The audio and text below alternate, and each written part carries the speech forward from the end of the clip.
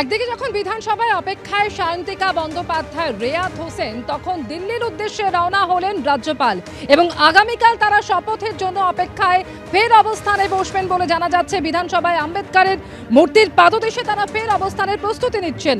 দ্রুত শপথ গ্রহণ চেয়ে রাজ্যপালকে ফের চিঠি দুই জয়ী তৃণমূল প্রার্থীর।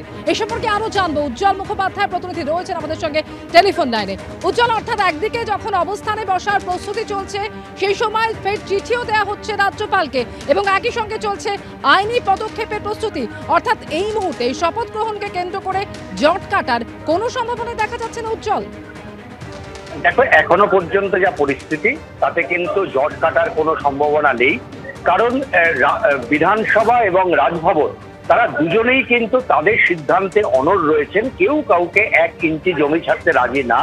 আজকে আমরা দেখি যে 4 ঘন্টা অবস্থানের পর মুখ্যমন্ত্রীর নির্দেশে মলয় ঘটক আইনমন্ত্রী তিনি আসেন এবং সেখানে স্পিকারের সঙ্গে তিনি দীর্ঘ বৈঠক করেন।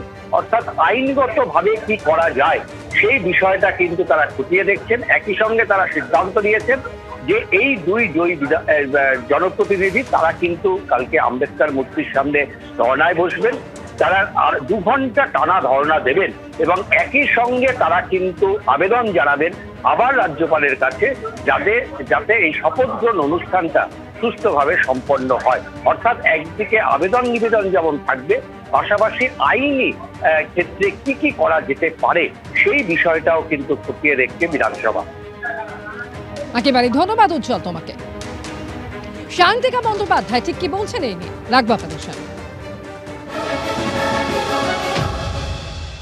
আমরা এখনো আশাবাদী যে কোনো বিহিত বা সুরাহা নিশ্চয়ই হবে। আশাবাদী থেকে এটা আমাদের অধিকার, এটা আমরা নির্বাচিত, আমরা নমিনেটেড না, আমরা ইলেক্টেড। দয়া করে এটা বারবারই আমরা আবেদন জানাচ্ছি যে আমরা লোকের ভোটে আশীর্বাদ পেয়ে আমরা জিতে এসেছি, তো সেক্ষেত্রে আমাদের কাজ করতে দেওয়া হোক, এটা আমাদের অধিকার। আজকে যখন বেলা 12টা থেকে বিকেল 4টে পর্যন্ত বিধানসভার সিঁড়িতে অপেক্ষায় বসেছিলেন সায়ন্তিকা বন্দ্যোপাধ্যায়, রেয়াত হোসেন, সেই সময় তাদের পাশেই ছিলেন বদন মিত্র। শপথ গ্রহণকে কেন্দ্র করে যে জটিলতা তা নিয়ে বদন মিত্র কি বলছেন শোনাবো, একই সঙ্গে শোনাবো অগ্নিমিত্রা পালের বক্তব্য।